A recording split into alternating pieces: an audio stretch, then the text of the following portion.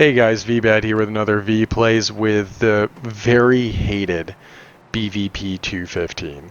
And for not a bad reason. I mean, if you've gone down this line, the Focke-Wulf 190D was not very maneuverable. You finally get to the bat wings and they reward you with a very maneuverable platform, gets to carry air-to-air rockets with really good 20mm cannons. And then when you get to the 212, you get the same air-to-air rockets or 4 air-to-ground rockets like I've shown in my video, and another cannon, and it behaves very much the same. But you get to this bad boy, and it gets huge. There's 3 people in the cockpit, by the way, a pilot, a co-pilot, and then a rear gunner. But this aircraft only rewards you with mediocre speed characteristics, okay altitude, and terrible maneuverability. The maneuverability on this aircraft is absolutely abysmal, and I tried running this thing as a speed build, which then hurts the maneuverability even more, and I still wasn't getting enough separation to be able to do kind of boom and zoom passes so I could come back on a target. But you do get a 4th gun, and you can see how effective that 4th gun is at being able to absolutely wreck targets. Now, I'm sure the astute of you will immediately notice that there is a huge amount of rocket icons down here on the bottom of my screen, and that's because you get 7 volleys of the J4M rockets. And I'll talk about this more in the hangar, but they actually do 50 more damage per volley than the standard J4M rockets that we've seen on all the other German aircraft. Why? I don't know, magic, but I'll take it because, you know, why not? But you get a ton of these. There's 56 air-to-air rockets, and they're all honeycombed around the nose. And again, we'll take a better look in the hangar. It looks really weird and cool all at the same time. So it does have a really cool capability. This aircraft also has a huge hit point pool. Base, before I messed with it and ruined it with all my modifications, it had 800 base hit points. This thing, it's a tank. This is a tank of an aircraft. In addition to that, you also get a tail gunner. Granted, it's just 13mm, dual 13mm machine gun setup, but it does work, and it is a very it comes in handy, because you see right here this BVP 212, he's chasing me down. I got defensive fire expert, I'm reducing incoming damage a little bit, and I just took out his engine because the rate of fire increases the odds of getting a crit, and the gun depression is actually pretty good. Now we just took out his pilot, so his guns are inaccurate, and we can get the separation we need. Just dip that nose and speed up a little bit. You'll note that we're going at decent speeds. They're not great speeds, but they're decent speeds. We can stay in the 300s, we can get ourselves up to 400s, and we, in a dive, can get ourselves up, you know, closer, if not over 500. I mean, we can theoretically get going even faster. There was that good Rocketeer kill. But yeah, it's just not, it's not fantastic, but it's manageable. Now, if I were to put Engine Guru on here like I've had before and put on a boost injection system, sure, I could probably get a lot more speed out of it, but again, the maneuverability is really sluggish. You can even see how sluggish it is here. Imagine what it was before, because we've managed to get this down to a 13.8 second turn time, but prior to that we were looking at a very extensive turn time. It was over 14 seconds, like 14.5 I believe. I probably showed the graphic a second ago, but you know, it was bad. it was so bad. Anyways, so we're gonna go over here to the mining plant, and one of the things we did to this aircraft is we actually put Marksman 1 on it. I used to have Engine Guru 1 on the last battle, but this battle I noted that I was having a lot of trouble getting the guns to make contact at range. So we went with Marksman 1. It seems to be getting us more consistent shots on target, and that was something I wouldn't have been able to do last game because my guns were overheating because I was missing so much and I was just holding them down. Or even when I pulse fired, I was able to get more consistent hits, but it wasn't quite enough to be able to take the target out like you're seeing here. And again, you can see that kind of sluggish maneuverability. It's not great, it's not really impressing anybody, but it does the job. And really, this is just a weapons platform. It's a weapons platform for a ridiculous amount and different variations of weapons, but it sacrificed everything else in order to get it. It truly is. It's a jack of all trades, and it's not even good at any one particular one of them. Well, I mean, it's obviously good at air-to-air rockets and these guns, but the air-to-ground is mediocre and the tail gunner is mediocre. So it sacrifices so much maneuverability and so much potential in the speed department that you just find yourself wondering why. Why is this even happening? Why do I have this aircraft? And especially if you're coming off of that 212, because you're expecting more of the same unless you've done your research. So hopefully if you're going down this line, you know what's about to happen. If you try and unlock and spend 6 million credits on this aircraft, ooh, he dropped a bomb. I was very fortunate that I didn't get killed there. Again, the hit point pool of this aircraft actually ended up saving us. So, I mean, I'm saying all these really negative things about this airframe, but I finally got it to work. One of the things I don't want to do is I don't want to mislead you. I don't want to show you this game because this game turned out really well for us, and then have you purchase the airframe thinking that you can get the same results with it without putting a lot of effort into making it work. So I just don't want to mislead people. It has turned out to be fun, mostly because I don't think anybody expects anything from a 215. A lot of people tend to ignore it because it's kind of a joke of an aircraft. But we've been able to tease out the highlights of the airframe and get it to kind of work. Specialist will afford us a little bit more variation. We can kind of mess with it a little bit more and maybe be able to make it even better. But again, we're kind of polishing a turd in a lot of ways, much like we did with the Heinkel HE111D1. Was it the 111D1? No, it wasn't the 111. It was the 100D1, which is a tier 5 fighter that only gets 3 7.92 machine guns. You gotta be kidding me, right? That's just ridiculous. But then you get to this aircraft and, you know, on paper it sounds great. Like, if you were to play this game, I know when I saw this aircraft, I'm like, what's wrong with it? It can't be that bad. It's got air-to-ground rockets. It has air-to-air rockets. It has forward-firing guns. They're 20s. Those are popular. And it has a tail gunner, neato. But, you know, in reality, it just doesn't play out. There is something really satisfying, though, about being able to launch 56 rockets in rapid succession. And look at this. Once you get those guns on target, you see that damage output? Man, it's nasty. This aircraft actually has the same damage in the forward-firing hemisphere as the F-94D. It's 800 damage per second, but you're getting it on 420, so it's a little bit more spread out. You will note that I don't have the air-to-ground rockets on here, even though I've talked about it several times. The air-to-ground rockets also get a 120-second reload.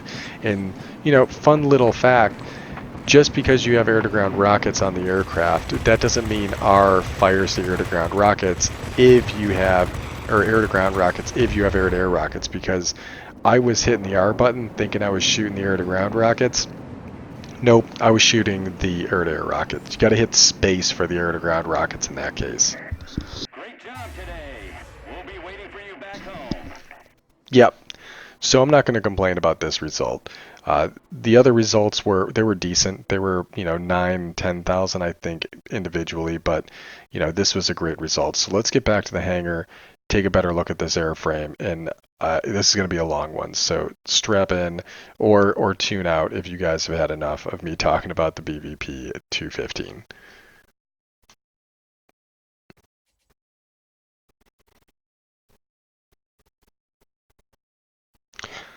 All right. I think we may have cracked the nut on this aircraft. This is the third victory in a row. I've been recording these flights all night. And as you can see here, we have, what was this? This was in, wow, maybe I had more than one night of this, or one flight of this. So let's see here. This is the first flight I flew in this aircraft today. And then the second flight, not spectacular, but went all right. And then this is the third flight. So, Yeah, things are going pretty well for us when it comes to this airframe. Now that I think we've figured out how to deal with some of the weaknesses that the aircraft has. Now, this took a lot of credits and it took a lot of testing, but the BVP-215 can be playable. You're just going to have to immediately kick out the idea in your head that this thing is anything like any of the Batwings that you've flown before. As you can see, we've gone for a build that completely mitigates the weakness of the aircraft. Well, it doesn't completely mitigate it. It's focused entirely on mitigating the weakness of the aircraft. We're really only getting the maneuverability of the turn time down to this 13.8 seconds. But what I was thinking is I wanted to get it at least to the same type of maneuverability statistics we have here. Now, this is the F94D, our F94D, is at a 13.5 turns time, or 13.7 second turn time, right? That's our F94D, because we went for a full speed build. 800 damage per second guns, good air-to-air rockets. But then when we come back to the BVP 215, we're at a 13.8. It's a manageable maneuverability limitation. It's still not going to be like a 10 point whatever second turn, was a 10.6 second turn on the BVP 212 and the 210, but it's reasonable. And it didn't feel that bad flying the aircraft. You just had to get it out of your head that you're going to be doing any real dogfighting with this aircraft. Now, that meant that we weren't able to augment the speed at all. The aircraft isn't getting any boost in speed. It's not really going to be setting a whole lot of records, but it's going to be able to hold its own. It's not bad speed-wise. This is one of the first times I've gone without Engine Guru because there are things you kind of have to go for, right? So if we're going to go with the full mitigation build, we're going to put on Aerodynamics Expert, which is going to add 40% of the effect of the lightweight wing frame and this lightweight covering. Is that what that is? Yeah, lightweight power unit, sorry. So between those two, it's reducing our turn time, and we also have Aerobatic Expert on here to just add a little bit more to it, and it does reduce the overall turn time. I first tried this with Engine Guru 1 and not using Marksman 1. I could forego Rocketeer, but I'm debating that, and I'll explain why in more detail, I guess. But we got rid of Engine Guru because you almost need Marksman. You don't need it, but to get those guns on target earlier and be more effective, there was a huge jump in score between games 1 and 2 and game 3. This game 3 was the first time we flew with Marksman 1. And I can honestly say it's a result of those shells making contact on the target more consistently. So that's what's happening here. Why am I using Rocketeer? Well, I'm using Rocketeer because this aircraft gets 56 air-to-air rockets. Like, you've probably seen this before, but look at this. Inside there you have honeycombed. If you count in each one of these, it's a row of 4 and a row of 3 stacked on top of each other in 8 ports. So you have 7 rockets in each port. Over here, we can see that this is going to be launching in groups of 8, and we know we have 7 volleys. So it's launching 1 rocket from each one of those ports every single time that you hit that trigger. And that's a lot of rockets to play with. Now, yes, it's a 120-second load time, but when you have them, you got them for days. And people head on you a lot. And the range of these air-to-air rockets is going to be really far. We can see it when we look here. Optimum distance, 5,217. Now, these rockets are 200 damage, okay? 200 damage per volley with a blast radius of 82. Let's compare this real quick to the BVP 212. And they are still R4M rockets, but only 152 damage per volley. So yeah, there's a huge difference here. On top of that, if we go back to the hangar, we'll pull up the F94D again. The F94D has the best air-to-air rockets in the game at 400 damage a volley, but you only get 3 volleys. You're getting 7 with this other aircraft. So if you launch 6 of these, you're doing the same amount of damage as the 3 rocket volleys of these. However, note that the range is only going out to 4,560. It doesn't seem like a lot, but as soon as somebody is coming towards you, you know that they're in a head-on, but they're at like 5,000 plus, dab that R key. And in the BVP 215, you can do it that early and still have successful contact with the enemy. How many times are you head on with a target? You know he's coming straight at you, and it's a fighter or like maybe a multi-roll, and then it starts doing that spiral roll as soon as your guns get in range. That's because at about 3,000 feet, about 1,000 meters, these things are going to start doing that spiral, and you're not going to be able to launch those rockets and make effective contact, but you can actually fire beyond that point. You can fire out to 5,000 feet, which is going to be 1,007, or to be, yeah, 1 point meters. Anyways, my point is you can fire further. So fire these early, and you'll have greater success with it. But V, you're not using the air-to-ground rockets, and you're not using a booster for your engine. This thing's supposed to sacrifice all its maneuverability for speed. Why aren't you using it for speed?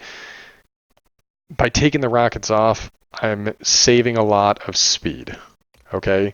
Because if you take a look at my speed over here, you'll see that 615 max speed with boost. Oop.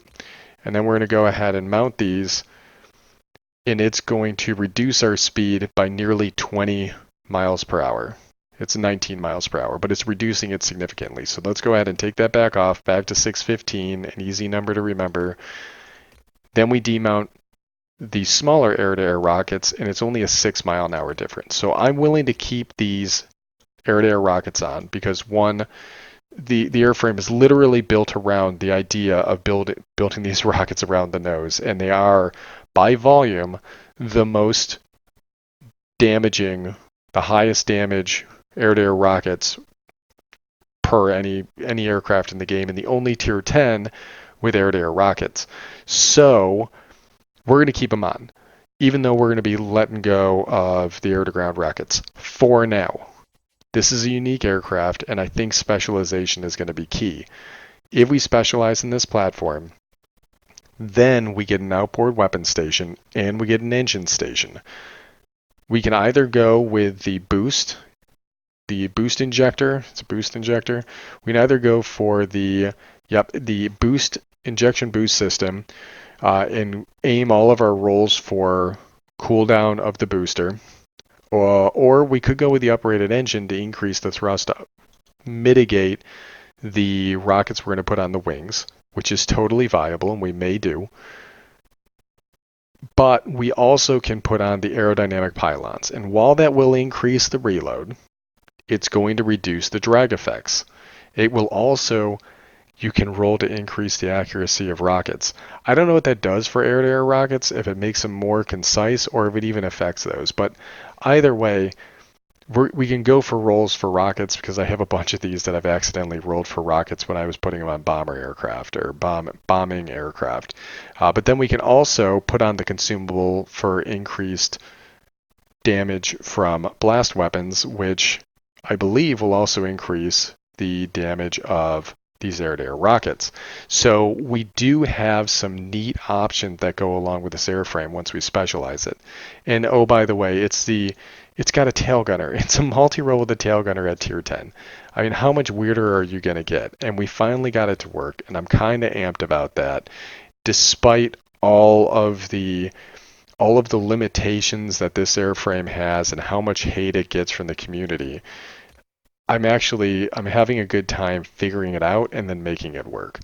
The 13mm machine guns, the tail gunner, yeah, it's cute, but it's not doing a ton. It does have a really good firing arc and gun elevation, and the fact that this thing has even 20 degrees of gun depression is crazy to me because just look where it's situated. I don't know how it can angle down because it has this flat spot before it tapers. But, you know, I'm not gonna argue. I'm gonna take the negative 20 degree. That's going to be awesome. We're going to reset these skill points because you know what? It doesn't take long for these guns to sight in. Now we're getting defensive fire, and we're also criticaling any aircraft that are chasing us so we can take out some of their components. But yeah, this is the setup that I have. All maneuverability. Dump it all into maneuverability. Give yourself Marksman 1. I would suggest keeping Rocketeer. Now, if you want to get rid of Rocketeer and just go with a closed nose and not use rockets, or just try the rockets without Rocketeer, go for it. But I don't advocate getting this aircraft unless you just really want to try it out. If this is going to be your first Tier 10, I suggest trying to find another line. Like if you're in the Focke-Wulf 190D, work your way over to the 109G and go down to the 1101. You're not going to be disappointed. The 1101, that entire line, they're awesome aircraft. You're going to have a great time. However, the 215, it's a weird plane. And I've heard the Focke-Wulf 252 is also a bit of an oddball as well. Anyways, I know this video has gone way longer than it should have, but I feel like this aircraft warrants it because it's absolutely needed. Because if you are going to get this airframe, getting it to work is a challenge in and of itself. So anyways, I hope you guys enjoy the video and me rambling. And as always, I'll catch you on the next one.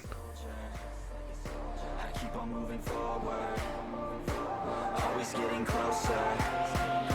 I'm marching till it's over. I'm just like a soldier. I keep on moving forward, always getting closer. I'm marching till it's over.